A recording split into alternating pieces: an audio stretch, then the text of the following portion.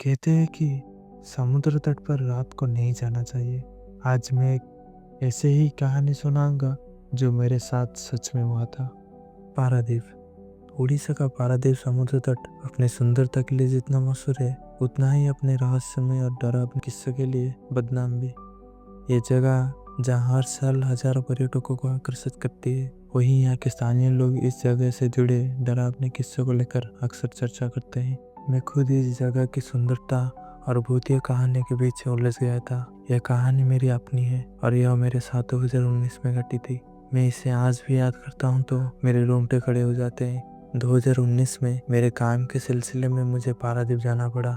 मैं एक private company में काम करता हूँ और हमें वहाँ प्रोजेक्ट संभालना था। ये मेरी पहली बार थी जब मैं पारादीप जा रहा था। पारादीप पोर्ट और वहाँ का समुद्री तट देखने का काफी उत्साह था। मेरे पास 3 दिन का समय था, जिसमें काम के साथ साथ घूमने की भी योजना बनाई थी। लेकिन मैं नहीं जानता था कि मेरी यह यात्रा सिर्फ सुंदरता नहीं, बल्कि डर और रहस्य से भरी होने वाली थी।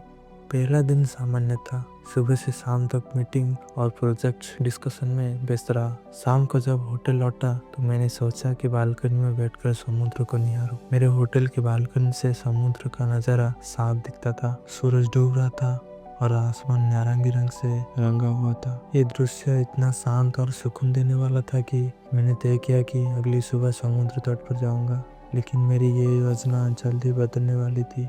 अगले दिन काम थोड़ा जल्दी खत्म हो गया। मेरे सहकर्मी ने मुझसे कहा कि मैं होटल में ही आराम करूं, क्योंकि पारादीप के समुद्र तट पर रात में जाना सुरक्षित नहीं थे। ये सुनकर मैं थोड़ा हैरान हुआ। मैंने उससे कारण पूछा तो उसने बताया, यहाँ कई बार अजीब घटनाएं हुई है। रात में यहाँ जाने वाले कई लोग लापता हो गए हैं और कुछ लोग डरावनी चीज़ों का सामना कर चुके हैं। मैंने उसकी बात को हंसकर टाल दिया। मैंने सोचा ये सब केवल अफवाहें होगी। उस रात जब होटल के कमरे में मैं अकेला बैठा था तो मुझे समुद्र की आवाज़ आने का मन हुआ। रात के करीब 11 बज रहे थे।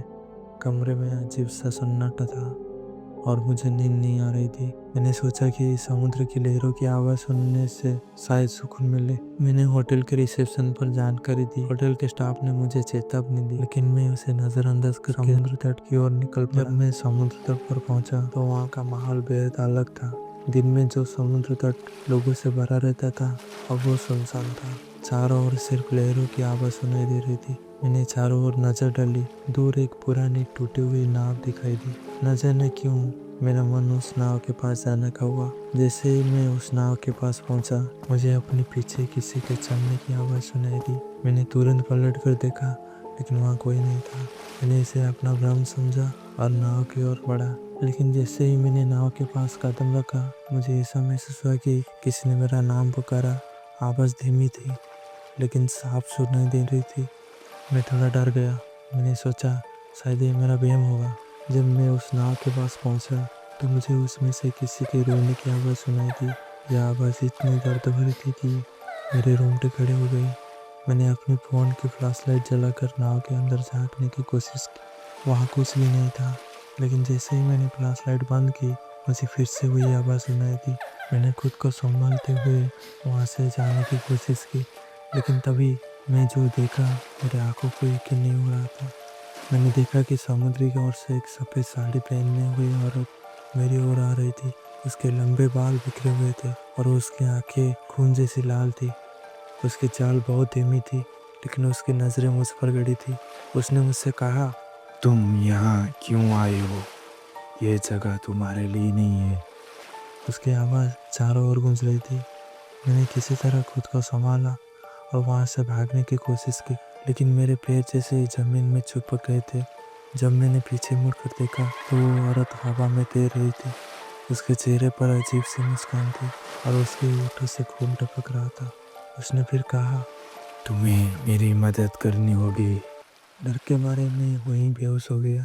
जब मेरी आँख खुली तो मैं समुद्र के किनारे पड़ा हुआ था। सूरज अब उग चुका था और आसपास कुछ स्थानीय मछुआरे थे। उन्होंने मुझे होश में लाने की कोशिश की और पूछा कि मैं वहाँ कैसे पहुँचा। मैंने उन्हें पूरी घटना बताई।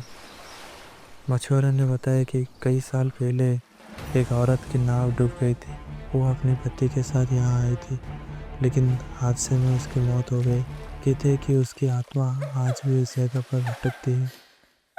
उस घटना के बाद मैं कभी रात में समुद्र तट पर जाने की हिम्मत नहीं कर सका। आज भी जब मैं उस रात के बारे में सोचता हूँ तो मेरे रोंगटे खड़े हो जाते हैं। कुछ रहस्य ऐसे होते हैं जिन्हें समझना हमारे सोच से परे है। हमें हमेशा सतर्क रहना चाहिए। दोस्तों, अगर आप कभी पारादीप जाए तो रात में समुद्र तट पर अकेले जाने से बचे। हो सकता है वहाँ कोई आपका इंतजार कर रहा हो